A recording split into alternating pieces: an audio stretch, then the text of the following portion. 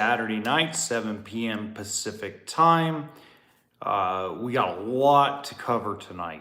Got a good show for you guys. I'm super excited. If you're watching this afterward, I think you're really going to enjoy the content here on this show. As you know, we do every Saturday night, 7 p.m. Pacific time, and we're ready to rock and roll. So the first thing we're going to cover is vans. I have gotten a lot of comments. I have gotten a lot of questions through Instagram, Facebook Messenger, all these sort of things. And it's always, what's better, to build out my own van or build out even my own bus if you want to go Class A motorhome? Or is it better to buy the RV? Those are the main questions I get. So let's talk about the difference between the two, okay? Hello, Jeff Watson. The difference between the two. The first major difference is if you build out your own van, you get to pick your own materials. You get to pick how you want to structure the van. Hi, Karen, how you doing? You also get to control the budget of how much money you're going to spend in order to build out the van, okay? When you buy the RV, you're basically going off the engineering that either Pleasureway or Winnebago, Leisure Vans, whoever it is, you're gonna go off their materials, their building structure, the chassis they decide to buy, and all the components. So they're gonna mass produce and I decided mass produce. They're gonna mass buy materials to build out the van. Theo, good evening. Hi there, Gnome on the tour. How you doing? So that's one of the major differences. But then there's little tiny differences. So there's a lot of people that go, well, all the vans that the RV industry builds are all piles of crap, and I can build it better. Okay, so let's look at that. So the average cost, when I gathered all the information from YouTubers, when I gathered it from TikTokers, influencers who live the quote unquote van life, the average cost to build out a van is about $35,000 just for the build plus the van.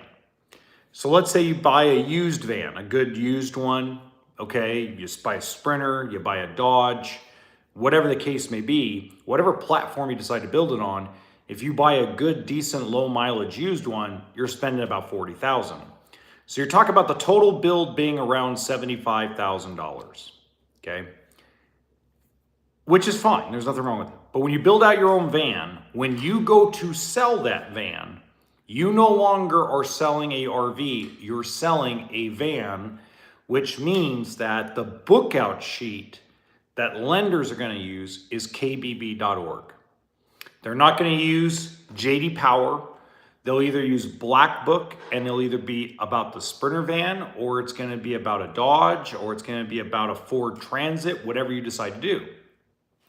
So the reality is that whoever buys the van from you is going to absolutely have to pay cash, because they're not going to be able to finance the big portion of the loan for more than, let's say, 5 or 6 years, and they're not going to get nearly as much money as you've put into the van. So the depreciation percentage will be higher faster in your actual van conversion build, okay? So if you want to build out your own motorhome, this goes for Class A's, Class C's, you go buy a truck, you go buy a bus. There's a lot of people who are building out their own school buses for their own motorhomes. You do that. The pros of doing it, the absolute good news of doing it, is that you get to design it yourself the way you want it done, okay? That's the only pro.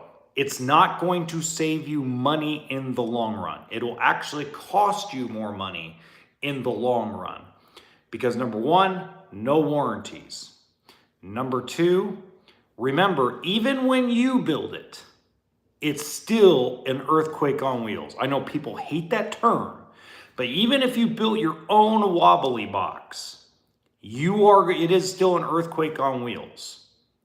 And there are going to be issues, and all those issues are going to be paid for out of pocket, because you cannot simply buy an extended warranty or warranty even anything else that you build when it comes to the van life. That's if you build it on your own. The pros of buying it straight, either used or new from a dealership or private party as a RV, like a Pleasureway or a Road Trek or anything of that nature, is you can get the 15 to 20 year financing. When you turn around to sell it, it goes off JD Power, and people can still get 10 to 15 to 20 year loans on those Class B motorhomes. And number three, it's easy to continue to buy extended warranties because it is a RV. It is certified by RVIA and RVDA, which allows extended warranty companies like Good Sam or Portfolio or any of those places to actually allow you to purchase one for your appliances. Okay, because that's the biggest expense, is appliances and motor training, all that stuff. Harder to do when you build it out yourself. Now, the con of it is the initial cost is higher, because you're talking about, for a decent Class B motorhome that's used, you're spending $100,000+. So the initial upfront cost of it, the actual initial investment into the new one or used one, is more money in the RV. But in the long run, you will lose less money over time buying the Class B motorhome rather than building out your own van or your own motorhome. So that's a common question I've been getting, okay? So Badger Eats, that's funny. I love it. I'm gonna use that. Before I go any further, because I'm gonna go into the Class A motorhome, the diesel, the school bus conversion, because I've been getting a lot of questions about that, is I wanna thank everybody that's donated to the GoFundMe page. I already have a good microphone on the way. Now I just have to replace my laptop. And I appreciate all the donations. I appreciate all the merchandise you guys have purchased. I appreciate all the support, the viewership, the likes, the subscriptions. If you haven't already, or don't know, or want to support the channel financially, in the description of this live stream, there is a link to a GoFundMe page. Any little bit helps. You can also purchase merchandise like shirts, coffee mugs, totes, etc. It all goes directly to the channel and improves the channel and the quality, especially with all my equipment kind of going kapooty. Anyway, so going back to this class, so there's a lot of people, the popular thing right now is converting school buses into motorhomes. That is also something that has to be realized, that there's an expense to it that you're never going to recover. That's what people don't realize about converting your own stuff and building your own stuff, is if you're doing it for the purposes of you want to do it your way, you have the disposable income to do it, you don't care that you're going to lose every dime and penny you put into that motorhome, go for it. There's nothing wrong with it, because you get to do it your way. You get to put your own kind of shower you want in, you get to put your own size water pump, you get to put your own furnace equipment, your own microwave, you get to pick all that stuff. As long as you have understanding, you'll never recover that money, or never come close to recovering that money. That's not a bad thing. Go for it. I mean, I would really say, enjoy the process of it. By the way, the actual podcast channel is going to have a surprise on July 1st. I'm very super excited about this. It's something I've been getting all giddy and excited for. So I hope you guys enjoy it. If you guys haven't subscribed, or you unsubscribed from the channel because I shut it down for a little bit, you might want to go back and follow it, because I believe you're going to really enjoy it. Ooh, Cedar City, Utah. Hello, Paula Stewart. How are we doing? Okay. So let's get to some of the other questions that I have gotten. Okay, and this time I just made notes because I got a lot of common questions this week. One of the other common questions I got was about trades. So the question about trades is, how do I find out what a used RV is really selling for? And the answer to that question is you can't. There's not an algorithm or anything that is written in stone of what things sell for, okay? There is a mindset behind used. The mindset is one of two mindsets. It's either mindset of mine's in better shape than everybody else's, so I'm gonna ask more money. Or mindset number two is they start clicking all the options on JD Power on the free one, and they assume that it's worth more than what they paid for it. That's the two mindsets right now when it comes to trading. Those are the common ones. So when it comes to a used RV, the best way to gauge what a trailer or motorhome should sell for is look at what the new ones, and I'm talking about not 2023s, I'm talking about what are 2024s going for. So if, I'll give you a great example. This is one I talked to the other day. There's a Keystone Hideout that came in on consignment here at this lot here in Nevada. Gorgeous coach, great condition. People took really good care of it. New tires, new awning fabric, new air conditioner, everything works. There's no scratches, no dents that are outside of the norm of wear and tear. Guy owes like $7 grand, like nothing, and he wants to get $24,000 out of it, okay? Brand new ones, and this is a 8-year-old trailer, brand new ones are going for about $26,000 to $27,000 if you look online. Well, the guy told me, well, mine is in better shape and better built than the new ones, so mine's worth more. Okay, so the reality is you got to get to know the customer. So what I'm talking about is if you're in the market to buy a used RV, which a lot of you are, then you have to talk to the customer.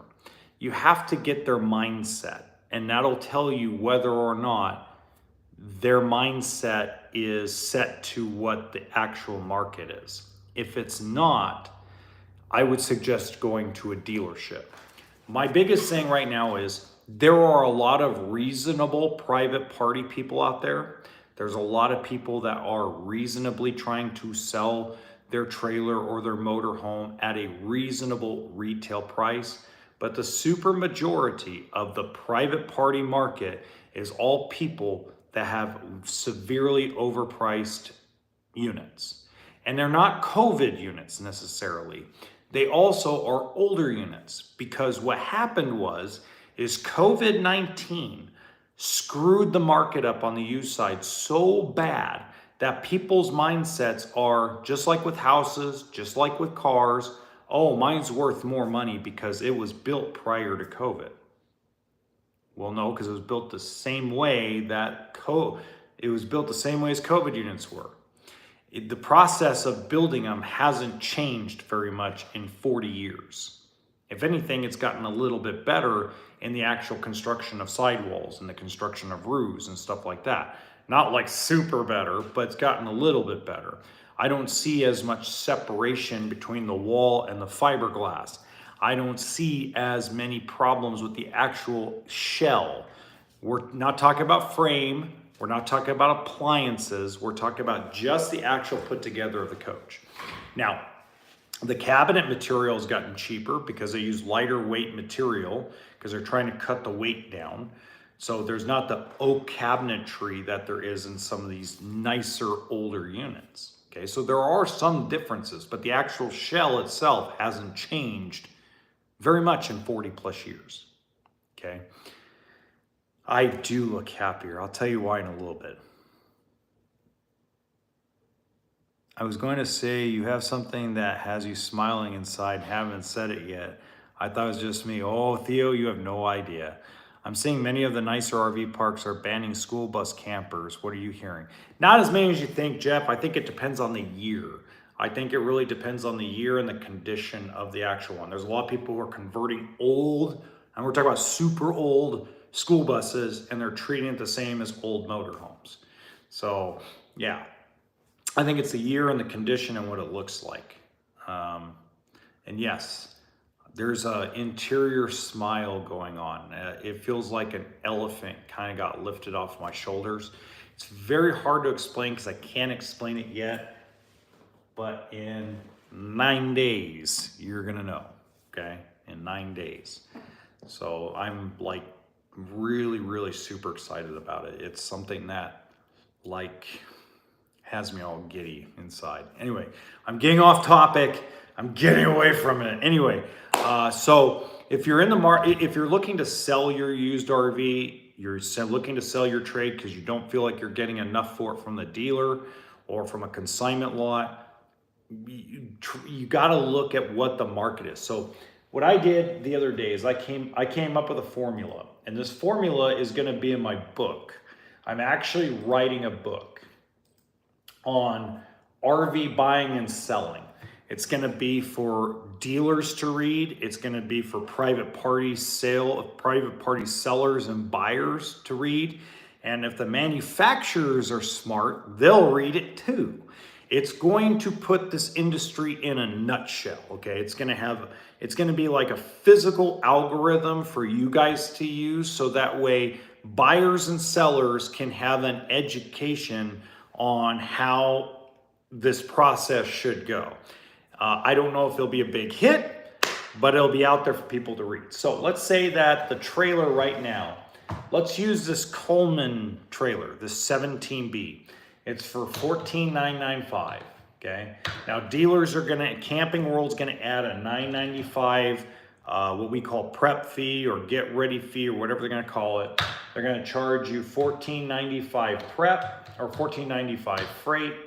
So you're really gonna purchase it for around $17.5 plus sales tax.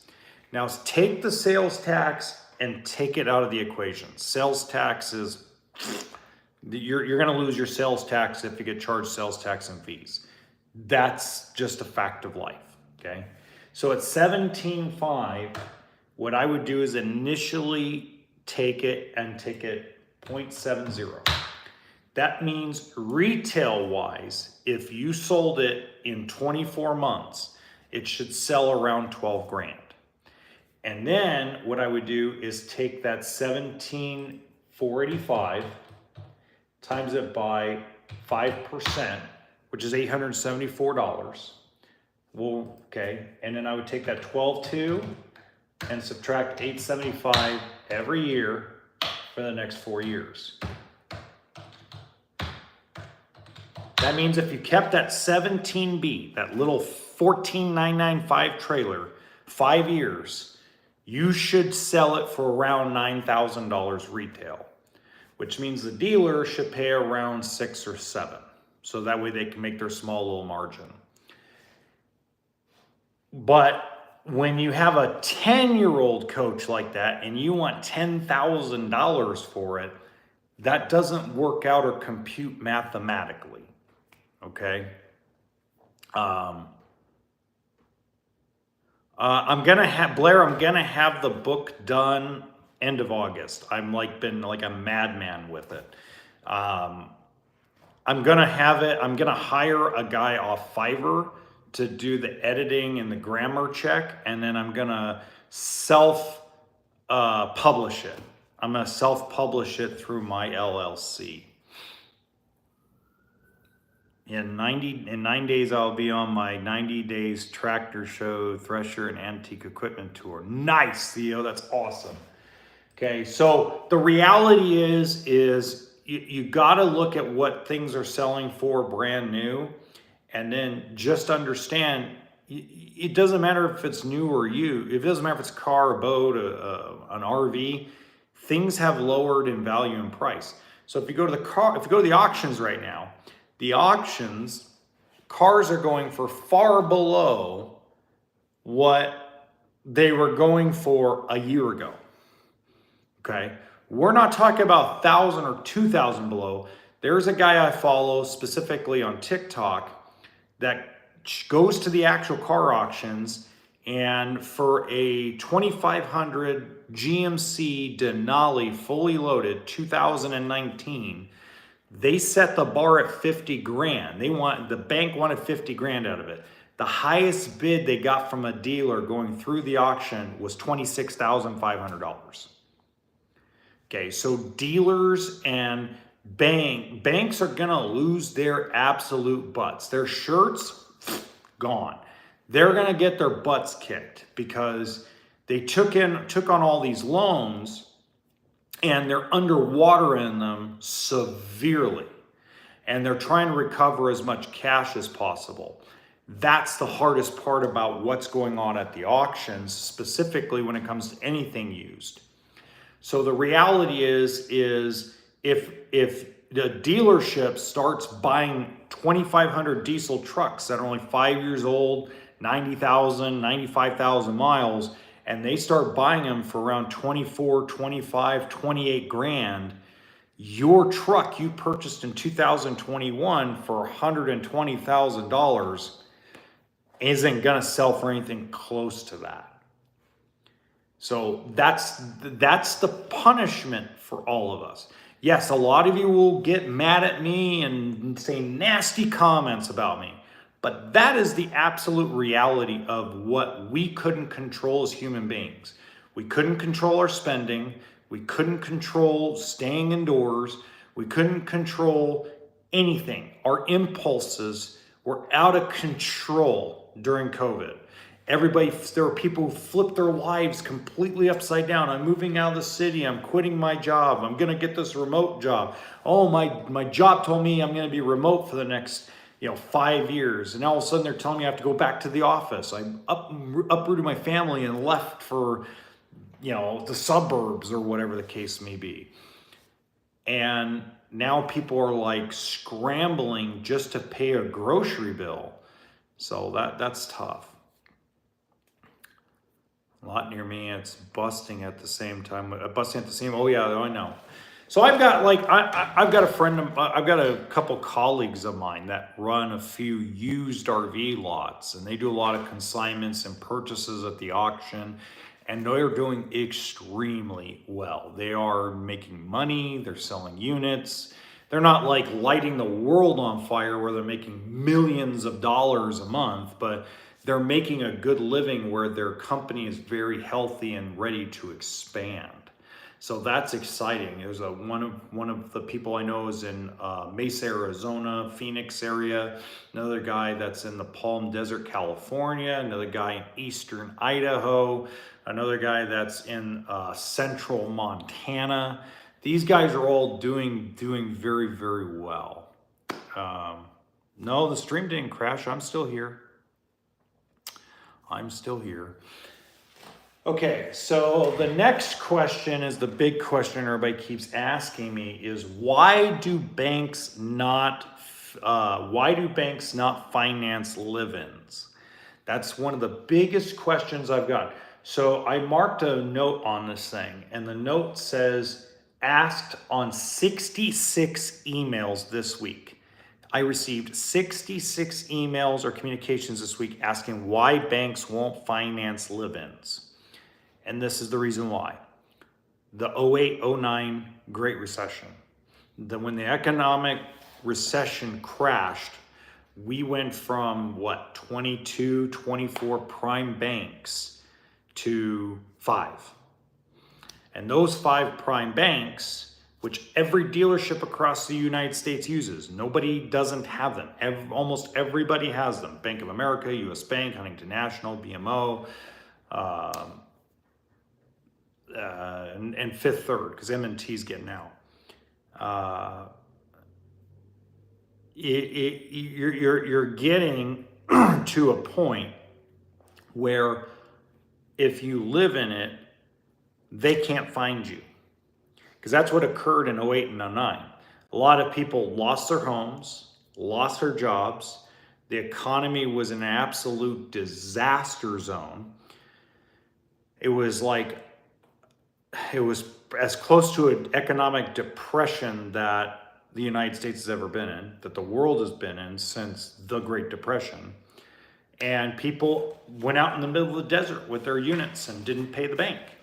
So there were banks who had $100,000, $150,000 loans on RVs and boats and couldn't repossess them and couldn't get the people to make payments. And it didn't matter what they did. And then you have to realize that a lot of states, we're talking about California, New York, Illinois, a lot of states, specifically Democratic states for the most part, have really strict rules about kicking people out of their house. Foreclosures, when you don't pay your rent, evictions.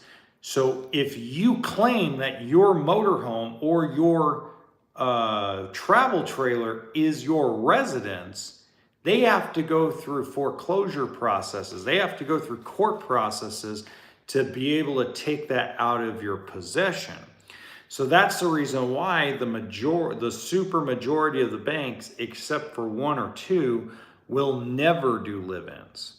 Now, there are ways around that. If you go to the description box below, if you're watching this afterward, I actually have a series of videos that teach you everything about RV loans. There's like 50 something videos, and you can kind of check it out and get an idea. So, like one of my things I always say is have a physical address when you leave your house. When you sell your home, you're going to go on the road in a fifth wheel, or go on the road in a van, or go on the road in a motorhome for 2, 3, 4 years. You may want to trade out of it and get into something else. If that's the case, get a physical address. Ask a family member, can I use your address as a physical home? Most of the time they'll say yes. Fantastic. I'm going to open up a credit card right there in that person's address. Even though I'll never use the credit card, even though the credit card will never probably be used, it updates your credit report to reflect that new address, and it shows you have a bill that goes to that address that's physically being billed. Okay. It's a bad economy, but it's nowhere near what it was in 08, 09.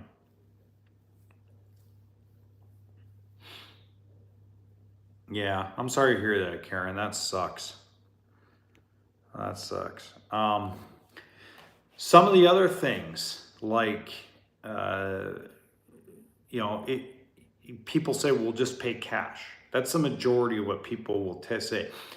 I get a lot of people that will send me like nasty emails about, you should just tell people to pay cash for everything. Dave Ramsey says pay cash. Okay. So show of hands, how many people have $150,000 in their bank account that isn't for like a real estate transaction or part of your retirement? How many people have just 150 grand laying around to buy a decent truck and a decent used fifth wheel? 1% maybe of the population? Maybe. So our society runs on debt, okay? The world runs on debt, okay? And my argument against Dave Ramsey or against anybody that says cash is king, cash is trash. Cash down is king for getting good pricing and good deals, okay? But let's look at this from another perspective. And I've said this before, so if you follow me, you know that what I'm going to say. If tomorrow an EMP event happens, an electromagnetic pulse event happens where it knocks out all of Earth's technology, not just the United States, but the entire Earth, okay? Your gold is worth 0. Your silver is worth 0. Your cash, those $100 bills everybody seems to want to clamor for, means nothing, worth 0. The entire world's money structure is worth nothing. The only thing worth anything is what you own, what you have, and your skills and your bartering ability. That's it. So why are you holding on to all this cash? Why are you trying to save up $1 million on a $50 an hour job? You're never going to do it. So that's why the most successful, richest people in the world don't have any money. Elon Musk, I guarantee you, if you went to his checking account, it ain't much more than probably a couple $1 million compared to his supposed $140 billion worth. Man, that guy ain't worth $140 billion in cash. Warren Buffett's not worth $118 billion in cash. Grant Cardone is not worth $2 billion in cash. These guys have very limited amount of cash in their wallet. Like, they keep just enough to make their payments. They're rich because they have a bunch of debt and a bunch of cheap debt to buy assets, to buy things that they own. So they own apartments, they own things, they have titles to things, cars, boats. They have the money doesn't matter. It's the asset they own. So if you want to pay cash, there's nothing wrong with paying cash, but I'm saying that that's not what everybody should do. 84.4% of RVs purchased over the last 20 years has been traditional RV financing, whether you seeked it on your own through your own credit union or whether you did it at a dealership. 10%, actually a little less than 10%, actually is through real estate transactions or outside financing like personal loans, title loans, a reverse mortgage, things of that nature. Less than 5% of all transactions in the RV industry are actual real cash without a loan, without some kind of loan, whether it's a 401k loan or something of that nature, okay? Bought our house for $192,000, sold it in 05 for $320. 05 we bought our second house for $385. 2 years later, 08, both houses. You say, oh yeah, versus foreclosed and our house dropped down. Yeah, there you go. Yeah, Sergio, I get it. Well, I was right there. I'll be one of the only printers to print anything after an EMP. Yeah, there you go. But see, that's my point. You know, if anything like that, and I'm talking about EMP event, right? An EMP event could happen from a solar flare. I mean, there's a lot of electromagnetic pulses that could occur from our solar system. Okay, it's not just a nuclear bomb or some kind of weapon. It could be a natural event that occurs in space that affects our planet. It could be a natural event that happens to our core or within the mantle or core of our planet that could cause it. So, but that wasn't what I was trying to get to. But my point was, I hope everybody understood my point. My point was, is your cash means nothing. Later on, if money didn't exist anymore, it would be used to start fires so we could keep warm and cook food. That's the reality of it. You could also probably sew it and use it as insulation if you got cold and if you had to sleep out in the woods. I mean, that's what really money is. It's a piece of paper that helps us not kill each other to get something to eat. I mean, that's what money really is. So hopefully everybody kind of gets that mindset or understands that mindset. So outside of that, that's all I really have to say on that. The next thing that has kind of come up that I got a lot of questions about was I got a lot of questions about retirement and RV loans. There are some people that are very, very, very upset with some of my videos that I've done educating you on RV loans because there's a fear factor amongst people that are getting set to retire or already retired. And that fear factor is this. If they're in their last year of their job, okay, they don't want to buy anything until they can use it. Okay, that's the mentality. So when I tell them it's better to buy it before you retire than it is to do it after you retire, it's easier. These are some of the reasons why. First off, and I've run into this a lot over the years, okay? You gotta understand, I've been in this almost 15 years. This is the most common thing I've seen. And we just had it here at the dealership 2 days ago. Customer retires. They're 3 months done with 3 months into retirement. Their income has been cut down, okay? And when they bought the truck or bought whatever vehicle, their last towing vehicle or their last vehicle before they retired, when they bought it, they were outstanding credit, had all the necessities to do it. Now that they're retired and they're a little older, now their income has been cut down, whether it's just on Social Security and a small pension, or maybe they have a little 401k or whatever the case may be. So I'll give you an example. I had one guy that he was making $105,000 a year. And I forgot what he did for a living before he retired. But his income's been cut down to like 60 grand a year. So he only gets like 5 grand a month. So he got cut he took a $45,000 pay cut retiring, okay? Well, now all of a sudden the little things start happening again, okay? They haven't been able to sell the house. They're trying to sell the house, so they have a down payment and some money set aside. All their entire retirement, their whole way of life was put into a house. Okay, that's the American way of doing things. You buy a house and that's your equity. Your equity plus your pension plus your Social Security is going to allow you to retire and do things. Well, they can't sell their home because interest rates are high. But now they're 70.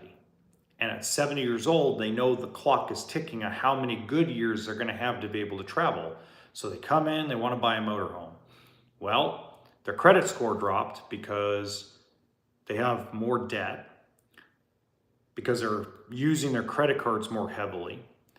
The second thing that's really going on is a lot of times, a lot of the elderly, especially when you get retired, a lot of folks don't get paper mail like we used to, where you get a bill from your doctor saying, hey, insurance covered 130, but you got to pay 50.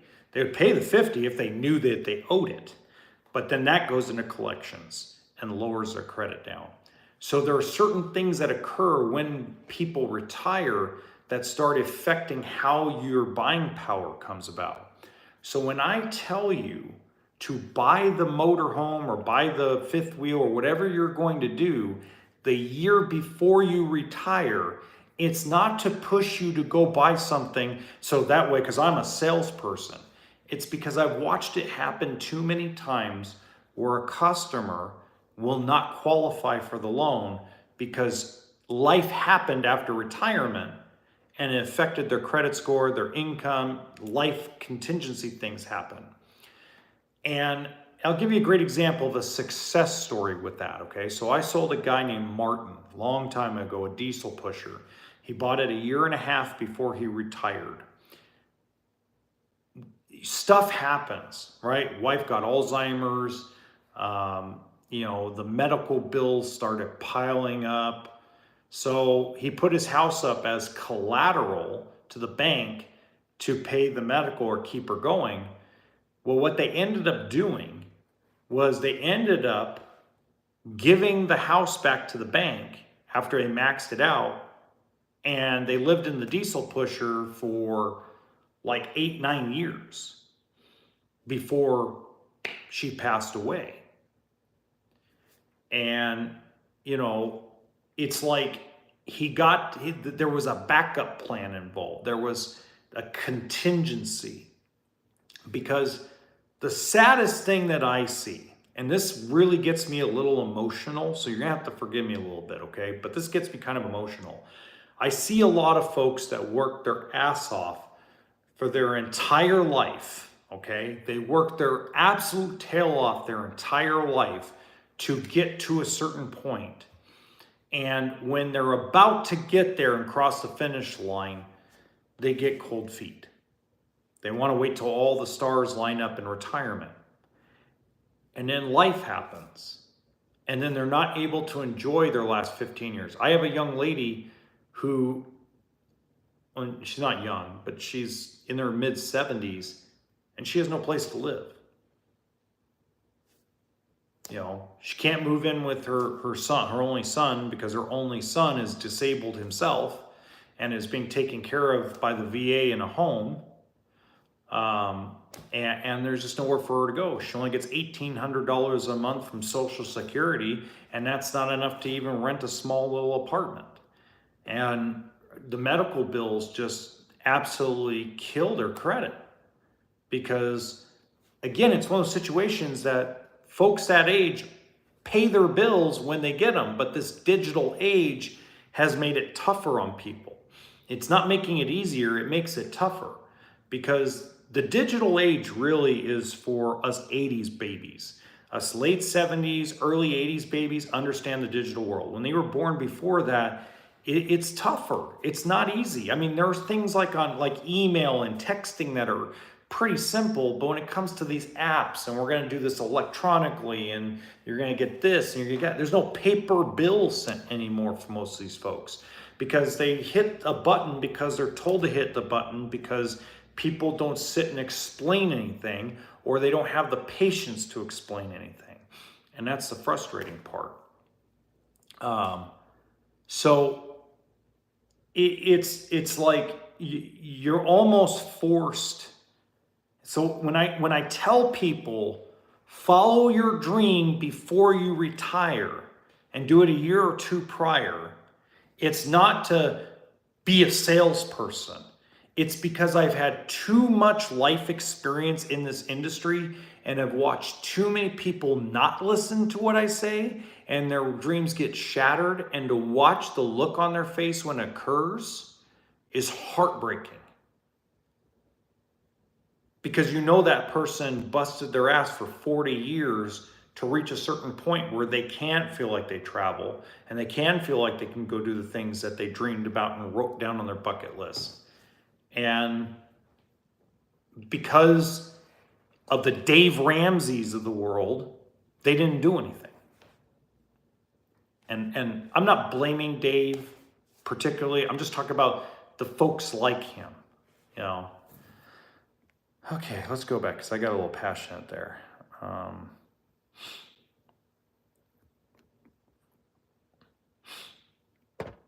Yeah, you got to. Sir, what toy hauler would you suggest that's several years old? I am going to use the space for OFI with 5 or 6 drawer file cabinets plus. Mark, if you can find like an 02, 03 Weekend Warrior, or 06 to 09 Fleetwood Gearbox, those would be really good. So hopefully that helps. You're welcome, Karen. Wife and I are looking at retirement in 10 to 12 years. That's why we are buying now, having some things paid off before then retire. The Ram 2500. Oh, that's perfect. That's a good idea, Serge. That's great. That's why we spent the kids' inheritance last Thanksgiving. There you go, Jeff. But it's for the children, and you took that away. No, it's yeah, I get them. I get it. We are looking to buy a new toy hauler to travel with the bike and truck, sell our house. Perfect, Serge. Looking at anything, you know, Forest River, Rogue Armored, you got a bunch of stuff. Rivers Town, you got a bunch of stuff out there. It's good. They can go there, and yeah, there you go, Jeff.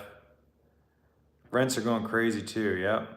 What is the lowest credit score you're able to get people into a trailer? Generally 575, Shay. Usually 575 to 580 is the lowest, as long as you have a paycheck stub, as long as your income matches up.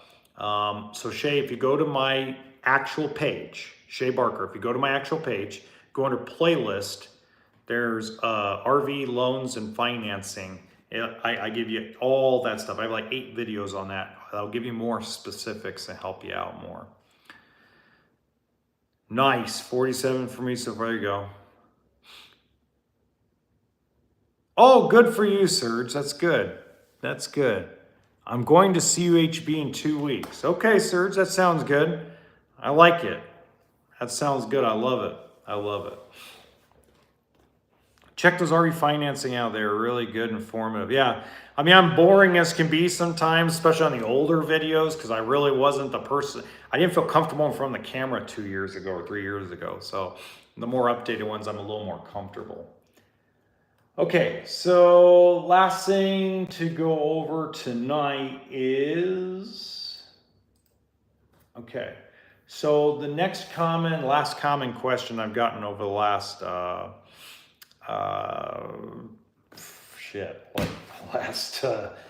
6-7 days was, what is going on with me? There's a lot of people that seem concerned that I've seemed not on my game, not posting as much. So I mentioned earlier that I am writing a book. I'm in the middle of writing the book. Really, you guys are the only ones that know. I haven't told anybody in the industry about it yet. I've been very kind of cagey about it. I have something that's going to happen on July 1st that is absolutely insane and amazing. And so I've kind of been trying to focus on getting that ready.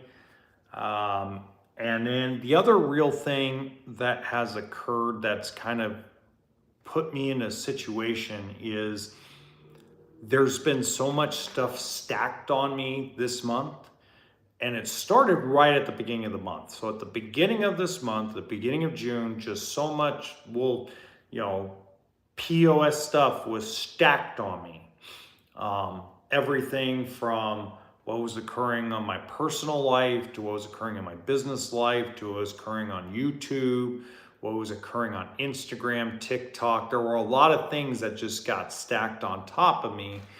And it's like I wanted to come up with some kind of game plan. So my mind went from focusing on content to focusing on what I need to do to get things to the next level in July and August. There were some and I'll explain a lot more in July, but there were some things that occurred that made me just rethink things. Like refocus and redirect my energies towards something that's going to be more helpful for the RV community as a whole.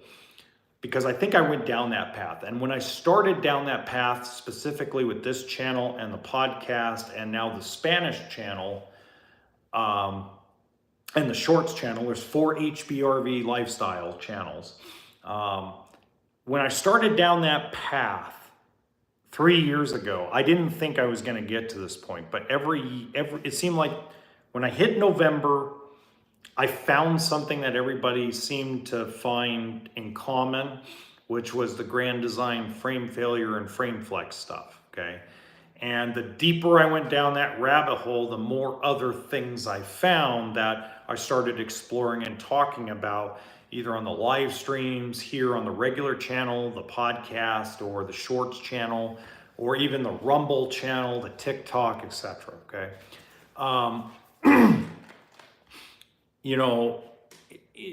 it's hard to explain this, but I was never getting pushback. I never got pushback at all from anybody. For the most part, I would say the majority of the industry and the majority of the RV community was extremely supportive and told me to put the pedal to the metal and keep it going. That it was a necessity. I had one RV executive tell me, RV manufacturer executive, we're talking about, from the big 5, big 8, whatever you want to call them, okay? Told me, stay independent, put your foot down, keep it going. When you talk about certain things, people better pay attention because you hit the nail on the head. That was from an RV executive at the manufacturing level. I've had people at the banking level, at the finance level, that have been extremely supportive and wanting me to hit it hard and hit all cylinders. I had investor companies. We're talking about several billion dollar, tens of billions of dollar hedge fund companies. I've been reached out to by several reporters from different things that like, hey, keep going what you're doing, like words of encouragement. And at the beginning of this month, I finally got my first pushback, and that was what I was like. That's when I ran into this weirdness in my head for a little bit. And the pushback came from somewhere I never thought it would come from. And I'll talk about that more in July. I can't really talk about it right now in this moment, but that was what kind of like put me in a spiral for a little bit. So, you know, I'm appreciative. Trust me, there were a ton of you that reached out to me. It made me kind of like start like, holy shit, there's people out there that actually care. And it's really, really nice of you guys and really kind of you guys to do. So, let me see. Let's see. Okay. Check those RV financing. Yep. Yeah, it does help. Thank you. Thank you for trying to buy a toy hauler, not the best credit, but wanting this done before retiring. Good for you, Shay. That's good.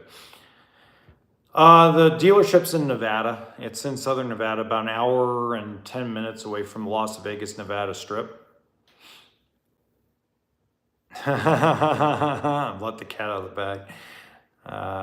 First 09 weekend Warrior toy hauler, bumper pull used. Just research older toy haulers. Yep. Yeah, that's a good one. Yeah, I'm definitely getting back on my game. It helps to have support from my kids and my wife. That really helps. It helps to have that I have a lot of people that have my back. You know, and it helps that there are so many people that are very supportive, and I needed that, right? You know, we all go through it in life. Every one of us have gone through it, where we go through this moment where it's holy crap. I mean, everything's just pouring. It's like you're trying to put out a fire and you've got a water hose. It's hooked up to water. You got the water on, but gasoline's coming out instead of water. Like, what the hell? I thought I turned on the water and I've got gasoline. I'm throwing it on the fire in the wrong way, in the wrong direction, right? So, you know, we've all been through it as human beings. Whether remember how long it took or what it took to get out of it is a whole different scenario. Luckily for me, it didn't take me long. I had it like down to where, bam, this is what I'm going to do. This is how I'm going to do it. You know, the book thing came from this pushback. Like, this pushback created me to start this book. Plus some other things that have come down the pipeline. So I'm very excited. I think you guys are going to enjoy what's coming. Thank you for being patient with me. I know a lot of people abandoned the podcast, but stuck here to this channel because they're like, well, I don't need another subscription right now because he shut that down for a while, or maybe indefinitely. But there's going to be a comeback, and the comeback's going to come back really strong and really amazing. And I'm like straight glowing with excitement and anticipation. And I believe that everybody that has followed me, follows me, and enjoys it, I think you guys are going to enjoy what is to come and what I have planned also for next year. So I'll give you a little sneak peek into next year. Next year, you're going to see me in different states.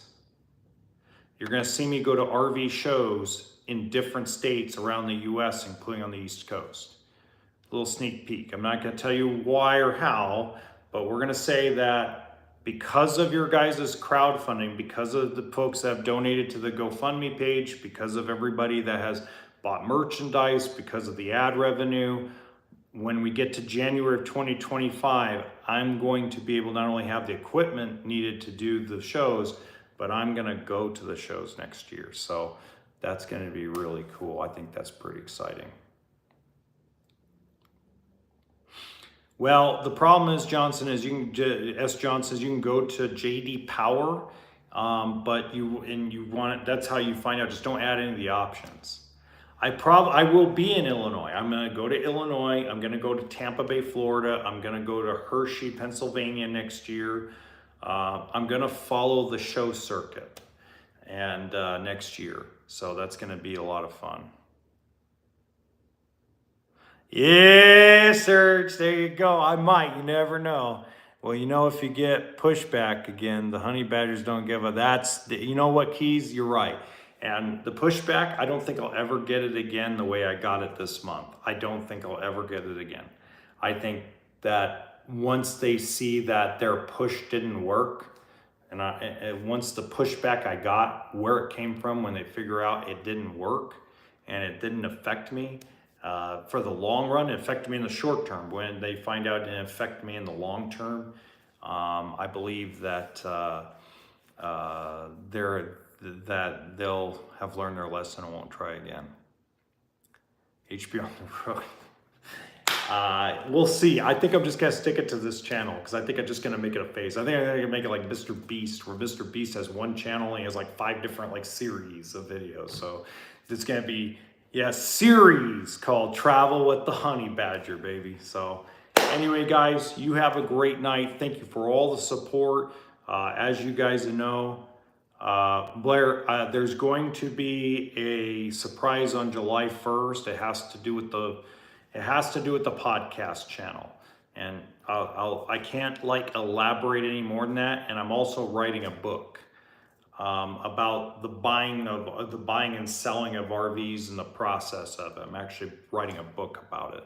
I'm gonna self-publish it digitally. Anyway, thank you again, guys, and you have a great night, and we'll see you next Saturday, 7 p.m. Pacific time, and hang loose, baby. All right, sounds good, Serge. I'll see you then. I'll see you July 2nd to the 8th, okay? Talk to you guys later.